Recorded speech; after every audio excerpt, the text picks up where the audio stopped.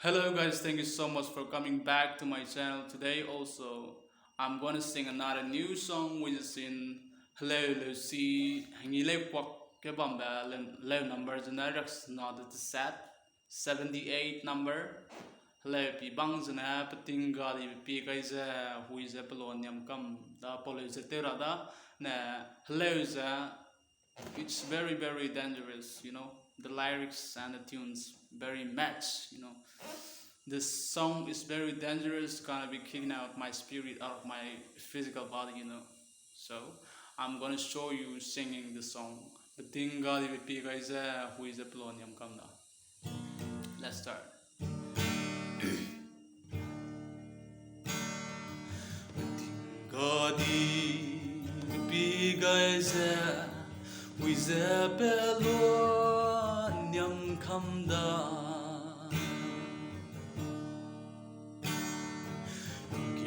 Heba widai magperam Wibe mai bam daira magle Ining lei hui dai magperam ze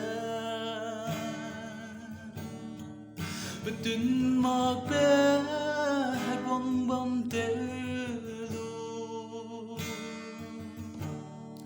Ribay meka diki beramza beli poine zet walay Gidey eudi bepigay ze ibam beke dey hepagum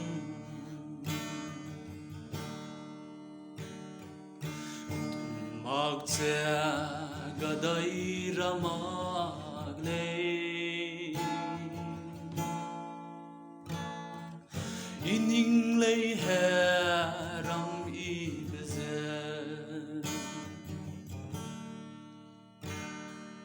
Ining lay hui day magperam ze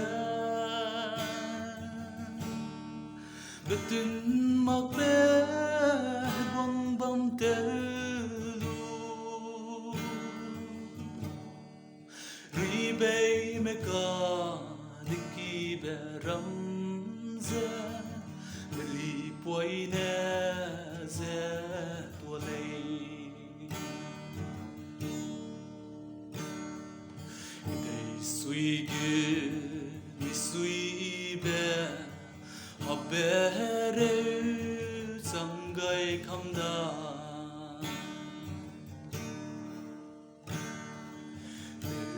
Silo herui kan si be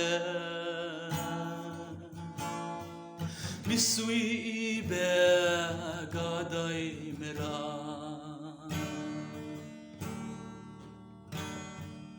Ining lay hui dai mak peram ze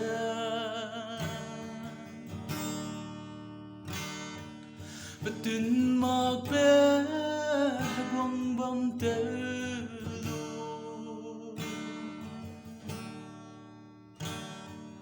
Ribay meka diki beram ze Beli poine zet walay Kan si patau te me ipi belua nniam kamda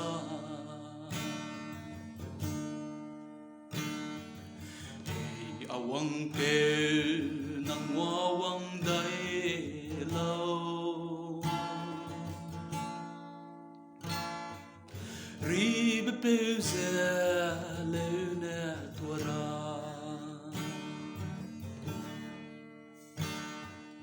Ining lay hui dai mak peram ze Betun mak pe bong bom telu bay me ka diki be ramze beli poine ze tole.